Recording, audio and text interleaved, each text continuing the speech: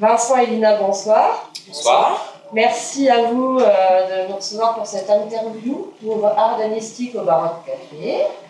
Donc vous composez le groupe The Ron Cat.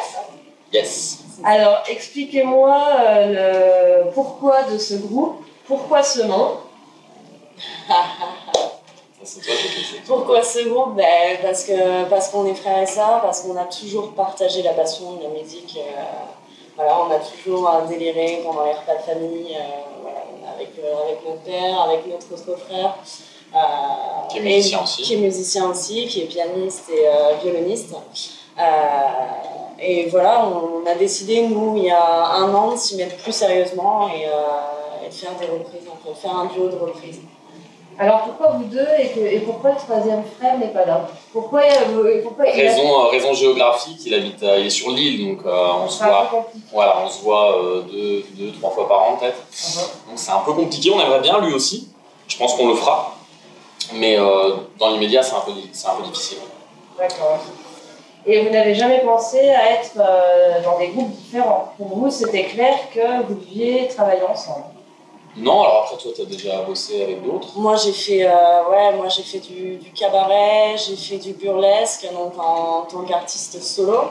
Après j'ai eu l'occasion de travailler avec Baptiste Béthune, de faire des reprises, mais c'était pareil, c'était plus un délire d'amis qu'autre chose, c'était pas un projet très sérieux et on a fait ça vraiment pour délirer, on a fait juste un petit concert. Après oui, j'ai testé des groupes, mais j'ai jamais fait d'autres scènes qu'avec Baptiste et avec mon frère. C'était évident. Ouais, c'était évident. Toi aussi, Vincent? Bah évident, oui, après ça s'est fait un peu naturellement, ça fait qu'1 an qu'on travaille vraiment ensemble. Et c'est vrai qu'on a... Voilà, ça a été fusionnel dès le début, on ne s'attendait pas à ça non plus, nos deux voix s'accordent bien, on a eu des retours très positifs de notre entourage, donc voilà, ça semblait complètement naturel. Donc moi je voulais te poser une question à Lina par rapport au chant, à sa voix, savoir si tu avais pris des cours, si c'est quelque chose qui est... Non, pas du tout. J'ai demandé des conseils. J'ai écouté beaucoup de musiciens qui m'ont donné des conseils au niveau de ma voix. J'ai demandé des conseils à un prof de piano, Laurent Macon, qui prend lui des cours sur Paris et qui était capable de me donner un cours de chant. J'ai demandé des conseils à Olivier Baucher, qui était mon prof de musique et qui m'a donné aussi une paire de conseils, mais non, je n'ai jamais pris de cours de chant dans une école de musique. Je me demandais ça parce que c'est surprenant. C'est gentil. La voix est bien calée. Moi, je suis allé voir cet après-midi ce que vous faites, parce que j'avais déjà entendu un peu. Donc voilà pourquoi je posais cette question, parce que pour une autodidacte du chant, c'est plutôt réussi. Je pense qu'on peut poser la même question à Vincent, et par rapport à la guitare, et par rapport au chant. Non, voilà, on est dans une famille de musiciens. Mon père joue déjà un petit peu de guitare, le frangin est pianiste à un excellent niveau au piano.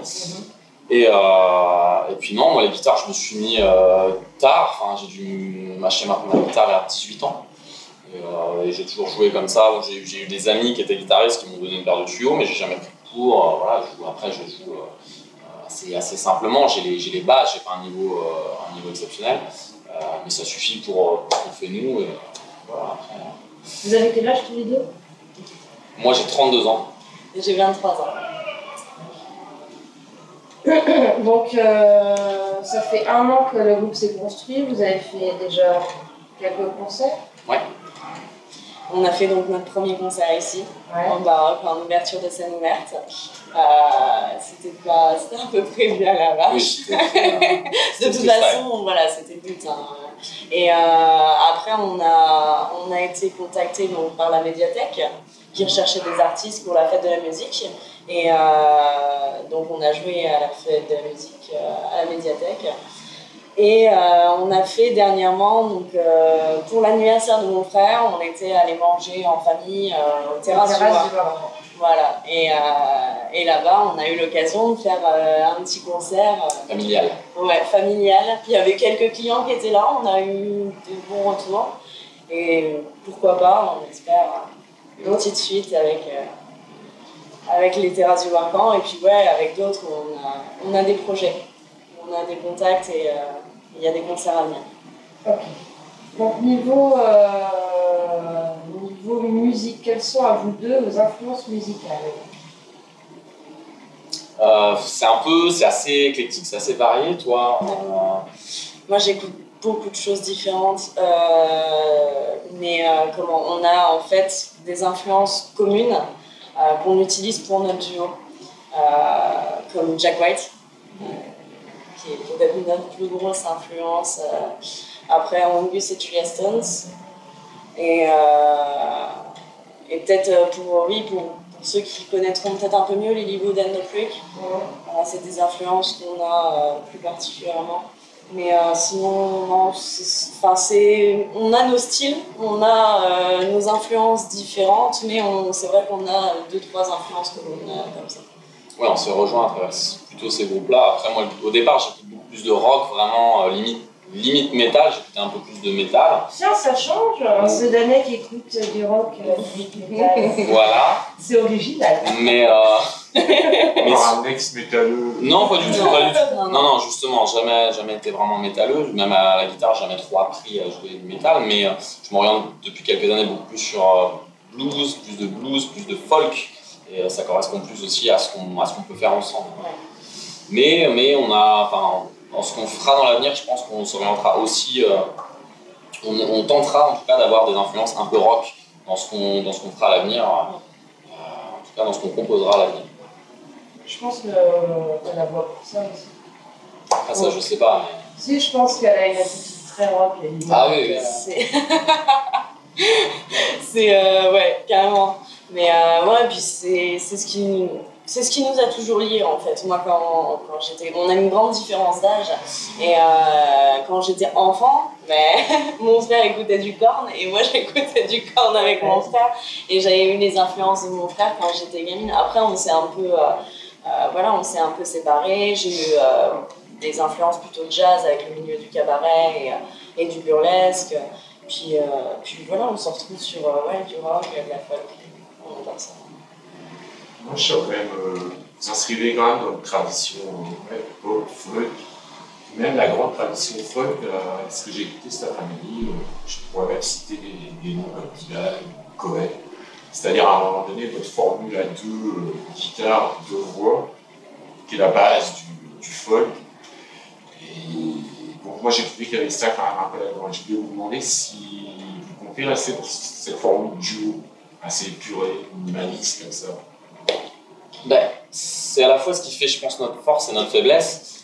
C'est vrai qu'on aimerait bien intégrer, comme on a eu l'occasion de jouer ici au Baroque en scène ouverte, on a eu l'occasion de jouer avec un batteur, et c'est vrai qu'on se dit que parfois, quand je réécoute ce qu'on fait, il me manque quelque chose. Et on aimerait, pourquoi pas, ajouter des petites percus, alors, tout en restant, on veut rester dans quelque chose de simple, mais je pense qu'on doit pouvoir quand même ajouter quelques instruments qui rendront les morceaux plus complets en tout cas. Voilà. Après, dans la formule duo, moi, je veux vraiment garder ce noyau, je pense que toi aussi. Garder ce noyau parce que c'est nous deux, parce que c'est la création est partie de là, c'est un duo familial. Et c'est aussi ce que les gens aiment, c'est-à-dire qu'on a ce côté intimiste qu'on ne retrouve pas forcément chez tous les groupes de rock. Qui sont plutôt qui balancent et qui en envoient, et nous on cherche à faire un truc un peu plus calme, un peu plus cool, un peu plus posé, certainement plus accessible à tous aussi, et peut-être plus accessible, peut-être avec un public un peu plus familial, un peu plus voilà. C'est vrai qu'on a eu des gens d'une cinquantaine d'années qui sont venus nous donner des bons retours, et qui écoutent de tout, qui écoutent vraiment de tout, de la variété, et vraiment de tout, qui sont pas forcément axés rock. Ça, mais dans la formule duo, on espère aussi une fois de temps en temps, pourquoi pas intégrer des musiciens, mais rester dans le duo, toujours nous deux, avec pourquoi pas des musiciens. Ça, on est ouvert à ça et puis on aime bien quoi. Ah oui, complètement. La pop, ce qu'on appelle la pop sans ce côté justement simple t'évoques, mais la pop finalement c'est pas facile de faire ça. C'est quand même du boulot et Et je voulais vous demander si vous connaissez un groupe comme Mazistar, Californie. Mazistar? Ouais, San Francisco avec une chanteuse et un gars à la guitare. Non. Ça va peut-être l'occasion de découvrir, Ouais. mais ça me dit rien. Si ça vous revient, Ouais. on est un peu dans ce registre-là, la guitare et la voix de la chanteuse. Donc voilà pourquoi la question était venue D'accord. Ah, par rapport à la similitude. Ouais. ah bah. On verra ça. Comment vous choisissez vos reprises? Telle est la question. C'est super compliqué. C'est des morceaux qu'on entend. C'est tout. On écoute tellement de musique. Enfin, moi, j'en écoute sans arrêt dans la voiture, etc. Lui, pareil. On peut entendre un morceau qui passe comme ça et flasher dessus et se dire allez, ça on le reprend. Il y a des morceaux qui nous tiennent aussi à cœur. Il y a des morceaux qu'on chante déjà ensemble depuis plusieurs années, même avant la création du duo, qu'on a gardé et voilà. Mais sinon en fait, on en joue très peu en concert, mais je pense que ça s'élève à une 50aine de morceaux qu'on a pu voir ou penser ensemble. D'accord. Penser reprendre. Et quand l'un de vous deux flash sur un morceau, comme tu dis, et que l'autre n'est pas super chaud par rapport à ce morceau-là, comment ça se passe? Vous faites l'essai quand même ou... Généralement, en fait, on se les propose. Souvent, moi, je vais entendre un truc et je me dire, ah tiens, ça pourrait être sympa à tester. Et généralement, on se les propose. Moi, je vais lui proposer, elle va l'écouter de son côté. Et puis, quand on arrive à se réunir, on voit si ça fonctionne, quoi. Après, on prend souvent des avis externes. On va enregistrer comme ça à l'arrache. Et puis, en essayant de faire un truc un minimum propre, quand même, sympa à écouter.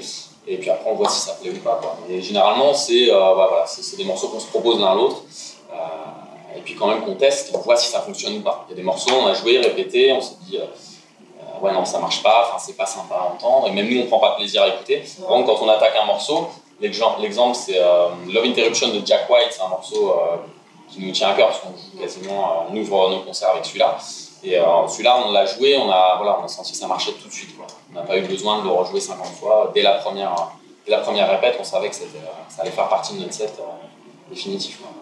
Donc non, ça marche toujours comme ça. C'est une fois qu'on a attaqué le morceau, on sait si ça fonctionne ou pas. C'est aussi simple que ça. Et c'est pareil pour les compos, votre méthode de travail. Un qui vient avec des idées, l'autre, est-ce que vous les confrontez? Comment ça se passe? Pour les compos, pour l'instant, on est plus dans une création d'univers, je pense. Et pour le moment, comme moi, je suis pas musicienne, j'attends plus mon frère, en fait, qui crée, lui, qui compose très bien, mais qui ne révélera rien pour le moment. Et voilà, après, il fait de très jolies choses et je pense par la suite que lui, ça va être des apports d'idées, chacun de notre côté. Après, comment on va marcher? Qui va écrire? Tu te sens d'écrire, toi, Elina? On sent d'écrire ensemble. Je vais avoir besoin de toi, de toute façon. Ensemble, de toute façon, et sur des thèmes qui nous tiennent à cœur. Voilà, après, on va tester, on va essayer. On espère vraiment y arriver, et on va y arriver de toute façon. Mais ouais, pour le moment, on est vraiment un peu dans le flou au niveau des compos. Mais ça va se faire petit à petit quand on sera prêt. Je pense que ça fait 1 an qu'on bosse ensemble et 1 an c'est trop peu pour... Même moi, je découvre des trucs au niveau de la rythmique, au niveau de ma voix, je teste encore des choses. Vincent c'est pareil et c'est ce qui va nourrir nos compos justement. Et on a besoin peut-être encore de travailler un petit peu des reprises pour ensuite se sentir plus à l'aise pour créer des compos plus confiants. Bon, c'est tout, on prendra rendez-vous et on vous réinterviewera avec plaisir lorsque vous sortirez vos compos. Et ce sera sur des textes en anglais exclusivement ou quoi? Moi, j'ai plus de facilité avec l'anglais. Je suis, on va dire, quasiment bilingue. Donc, j'écoute très très peu de musique française au final. C'est vraiment très très rare que j'écoute des groupes français parce que je me sens plus à l'aise peut-être aussi avec l'anglais. Et du coup, je pense qu'on composera essentiellement en anglais. Après, il n'est pas exclu qu'on fasse quelques morceaux en français aussi, c'est tout à fait possible. Puis ce sera plus simple aussi pour nous dans l'écriture peut-être. Alors, il paraît qu'il Le jeu des mots en français est très compliqué. Jouer avec les mots en français est très compliqué. Puis en anglais, forcément, on peut raconter une histoire très simple et ça peut très bien sonner puisque l'anglais est une langue très très mélodieuse. Mais par contre, ouais, en français, après, pourquoi pas. Pourquoi pas. Sentir de faire... Voilà, on a eu une influence aussi commune comme M, qui est voilà, un auteur, dans l'écriture, c'est un génie. C'est un génie et qui sait jouer avec les mots et peut-être une des influences qui le sera quand on viendra à écrire nos premiers textes en français. Certainement. J'ai vu sur certaines de vos vidéos, sur des montages, il y avait certains messages, parfois, Sylvie, lequel, lesquels. En fait, on n'est pas allé chercher très très loin. Enfin, l'exemple du montage qu'on a fait, c'est sur la chanson Puggy, une chanson de Puggy. La chanson s'appelle I'm Happy. Et effectivement, on a repris un peu l'idée de la chanson qui nous plaisait aussi au départ. On a repris vraiment la signification profonde de cette chanson pour en faire un montage sur la société actuelle, sur le parallèle entre la société de consommation, tout ce qui se passe dans le monde, et le côté je reste heureux malgré tout.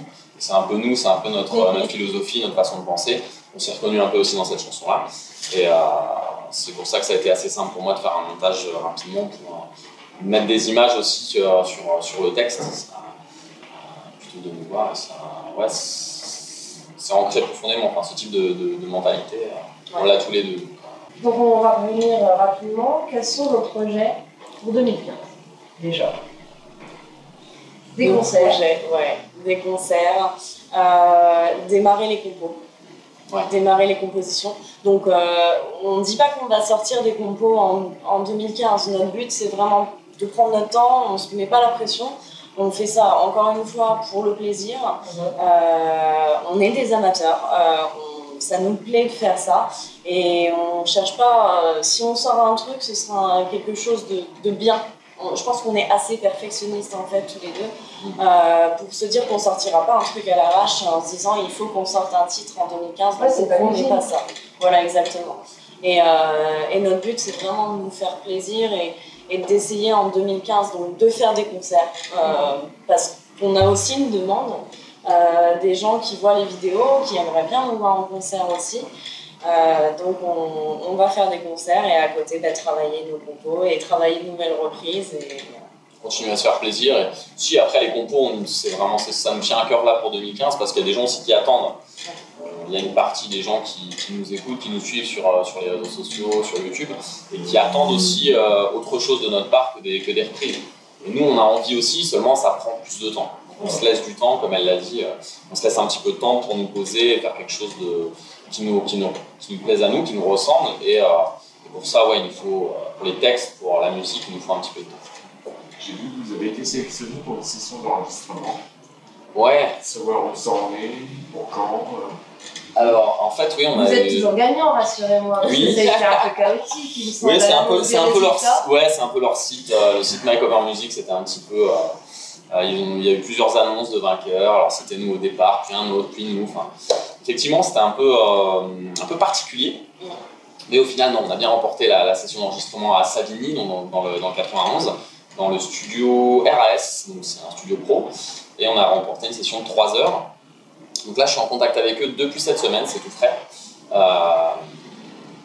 On doit planifier la session, je pense, en janvier, parce que le mois de décembre est un peu chargé pour nous. Donc ce sera janvier. Logiquement, ce sera janvier 2015, la session. Donc on a hâte de rentrer en studio, découvrir ce que c'est qu'un studio professionnel. Face à la question rituelle, qui n'est pas la plus simple, loin de là. Qu'avez-vous envie de dire aux gens qui vous découvriraient par l'intermédiaire du site Armée Mystique pour les encourager à venir visiter vos pages Facebook, vos chaînes YouTube, Espace Saint-Claude, etc. et les encourager à venir vous voir en concert? Ah ouais. C'est le moment de se vendre. Ouais. Je vais dans le bonheur, s'il te plaît. Ouais, non, je vais te laisser la main sur celle-là. pourquoi venir nous voir, pourquoi nous écouter, enfin regarder nos vidéos, parce qu'on fait aussi découvrir un univers qu'on a, on espère faire découvrir aussi les artistes derrière, parce qu'on dit bien que c'est des covers, c'est des reprises, c'est des artistes qu'on admire. On cherche pas, on se les approprie, mais on respecte ces gens-là qui vont créer ces morceaux. Et voilà, venez écouter nos morceaux, parce que derrière vous découvrirez aussi d'autres artistes. Et puis oui, comme on l'a dit, c'est quelque chose qui est assez accessible. C'est pas du rock rentre dedans, c'est posé. Et puis on a eu une remarque d'un ami qui m'a fait assez sourire, qui m'a dit qu'on était apaisant. Alors à vous d'en juger et puis de voir à travers nos vidéos. Mais bon, je pense que le mieux, oui, c'est un concept pour entrer réellement dans notre univers et sentir l'ambiance qu'on essaie d'instaurer. Comme on dit, notre patte, notre griffe, c'est justement de poser une ambiance intime et une ambiance un peu plus relaxante, même si on a des morceaux qui bougent un peu, mais c'est toujours, on essaye de faire dans la douceur en fait, pas dans l'agressivité. La douceur, et puis le mot-clé, c'est le plaisir. Je veux dire, le plaisir qu'on prend nous à faire de la musique, on s'est un peu découvert il y a 1 an vraiment à bosser quand on a commencé à travailler ensemble. Et on espère que le plaisir qu'on prend nous, les gens le ressentent aussi quand on est sur scène ou sur nos vidéos. On espère que ce plaisir de jouer ensemble est communicatif et que les gens prennent du plaisir à venir nous voir. Et voilà, après c'est que ça, il n'y a pas d'autre but pour nous. Pour l'instant, c'est juste non, c'est un délire. Ça part d'une passion commune, et puis c'est vraiment le pied qu'on prend ensemble à jouer. Et on espère vraiment que les gens ressentent ça quand ils viennent nous voir. Après, c'est tout ça. Partager une bière éventuellement. Fallait la caser, la bière. Voilà, passer un bon moment. C'est le maître mot, ce qu'on veut faire. Mais je confirme pour le côté apaisant, c'est vraiment l'impression que ça m'a fait cette espèce de sucré, gracieuse. Merci. C'est gentil. Merci. Donc voilà, je confirme que ça apaise. Donc on vous souhaite beaucoup de réussite pour vos projets à venir. Merci. Et puis on va vous demander de nous jouer un petit quelque chose. Allez.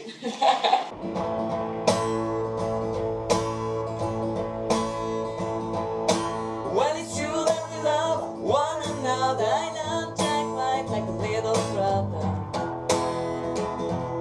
Well, Holly, I love you too, but there's just so much that I don't know about you. Jack, give me some money to pay my bills. Well, to forgive you all the years and unpaid bills. Jack, will you call me if you're able? I got to find my rhythm in the back of my Bible. Jack, I've been pulling my leg, and I think maybe I better ask Meg. Meg, do you think Jack really loves me? You know I don't care, cause Jack really bugs me. Why don't you go ask him now?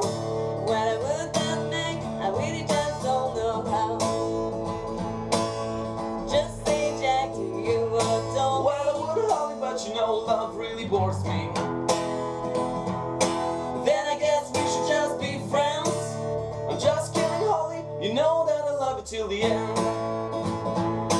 When it's true that we love one another, I love Jack White like a little brother.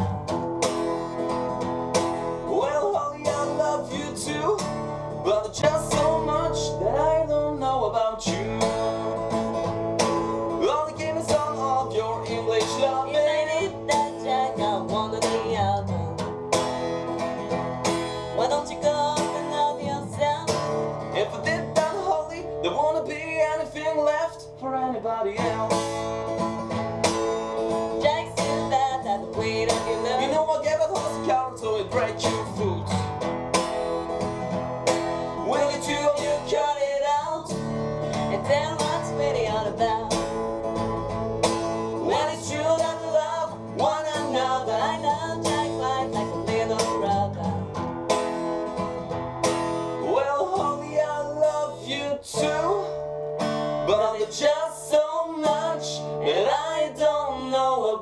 June. Bravo.